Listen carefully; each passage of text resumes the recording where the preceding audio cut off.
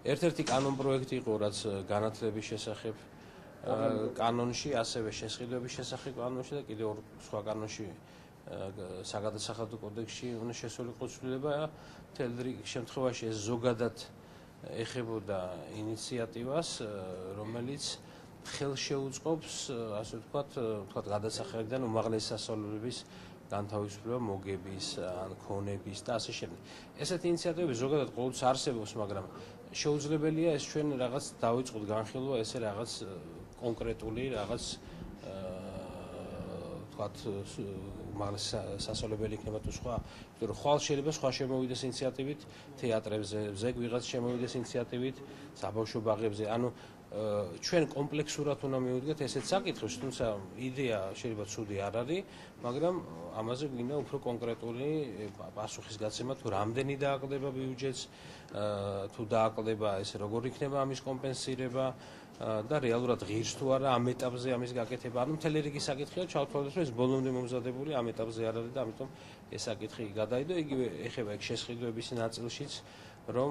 თვითონ მოახერხონ, თქვათ, აი უნივერსიტეტს უნდა წიგნების ყიდვა და მაინდა-მაინც ტენდერი გამოცხადდება, იმიტომ რომ შეიძლება თქვათ უცხოეთის ორგანიზაციისგან უნდა უცხოური წიგნი და იქ რო დაუკავშირდნენ ტელეფონით, თქვათ, შეიძლება დისკაუნტი მიცენ და 20-30% ნაკლებად იყიდონ და ამას შენ ვერ ახერხებ, როცა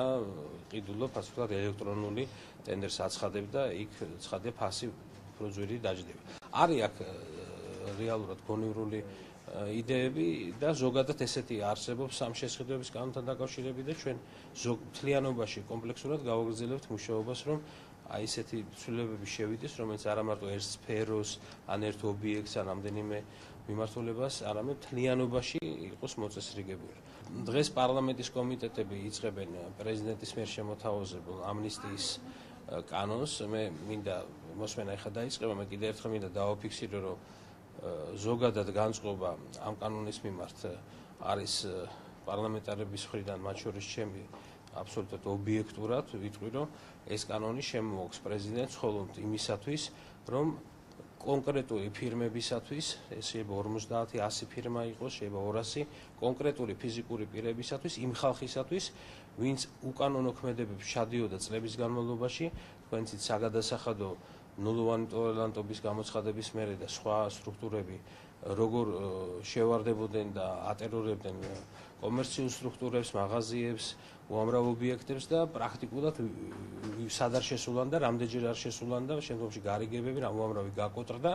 და ეხლა უნდა პრეზიდენტს, რომ აი ვისაც ეს ყველაფერი არ შეხებია, წარმოიდგინეთ ვის შეიძლება და არ შეხებოდა, ვისაც თვითონ აფარებდა ხელს, ვისაც აფარებდა ხელს ნაციონალური მოძრაობა და მათი მეშვეობით, ასე ვთქვათ, ხელისუფლების მეშვეობით ეს კომპანიები არასდროს არ შემოწმებულან და ეხლა შემოდის თურმე ამნისტიის კანონი, რომ აი ესეთები თუ აღმოაჩინა საგადასახადო სამსახურებმა, რომ მათ დარღვევა მიუძღვით სხვადასხვა ეკონომიკურ საქმიანობაში, თურმე ჩვენ დღეს მათ უნდა ამნისტირება გამოუცხადოთ. ეს არანაირად ლოგიკა ამაში არ არის, მიუღებელია უამრავი მეწარმეებისათვის, კეთილსინდისიერი მეწარმეებისათვის, ვინც წლების განმავლობაში გადასახადს იხდიდა და ხშირად ტყუილა აჯარიმებდნენ. და თურმე ისინი, ვისაც არ დაუჯარიმებია და პირადად სააკაშვილის და მისი, ასე ვთქვათ, თანამოაზრების მითითებით არც კი შედიოდნენ, რომ ელემენტარული შემოწმება შეეტანათ, დღეს უნდათ, რომ აი ეს მთლიანად ეს ხალხი გაანთავისუფლონ ყველანაირი პასუხისგებლობისაგან, მათ შორის ეკონომიკური. ანუ დღეს ამ კანონის თუ მიიღებ, ხვალ თუ საგადასახადო სამსახური შევა და 2013 წლის 1 იანვრამდე რაღაცა იპოვა ეკონომიკური დანაშაული, ნიშნავს, რომ ამისგან ის ხალხი უკვე იქნება განთავისუფლებული. ანუ ამ ხალხს აძლევს ინდულგენციას, ამ ხალხს აძლევს, ასე ვთქვათ, იმ ხალხს, ვისაც უკაცრავ და კრიშავდნენ ამ პერიოდში, ესენი თურმე ეხა პარლამენტმა ყველამ ერთად უნდა გამათავისუფლოთ. ეს პოლიტიკურად და მორალურადაც და ობიექტურად თუ სუბიექტურად აბსოლუტურად მიუღებელია პარლამენტის უმეტესობისათვის, მაგრამ ეხლა გვექნება მოსმენა და უკვე დეტალურად მუხლობრივად გავივლით ამ საკითხებს. ზოგადად ქართული ოცნება დაწყებული თავისი საარჩევნო კამპანიიდან,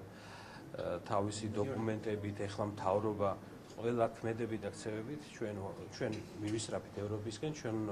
ვართ დღესაც ევროპის ნაწილი და ჩვენ გვინდა რომ ეს იურიდიულად გაფორმდეს, რომ ჩვენ ვართ ევროპის განუყოფელი ნაწილი. ამიტომ ეხლა ეს მოწოდება კარგია, რა თქმა უნდა და თუ დაფიქსირდება ერთობლივად, კიდევ უფრო კარგი იქნება, მაგრამ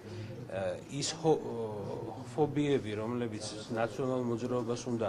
განავრცელოს მოსახლეობაში, რომ ჩვენ შეიძლება ამ გზას უხვევთ, შეიძლება ცოტა ჩრდილოეთით ვიხედებით. ეს არის სწორედ ის ფობიები, სხვა გამოსავალი არ აქვს, რომ რაღაცა დისონანსი შეიტანონ აი ამ ჩვენ ქმედებებში. ყველა კარგად ხედავს, რა გზითაც მივდივართ და ჩვენ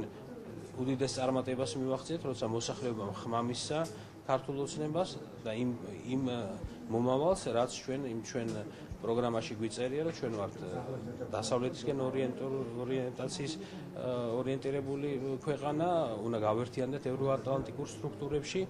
და ჩვენი ეკონომიკა უნდა გაძლიერდეს, უნდა მოვიზიდოთ ინვესტიციები, რაც ბოლო წლებში სავალალო შედეგებამდეა მიყვანილი. ამიტომ თუ ამის კიდევ ერთხელ დემონსტრირება იქნება საჭირო, კიდევ ერთხელ გავაკეთებ დემონსტრირებას.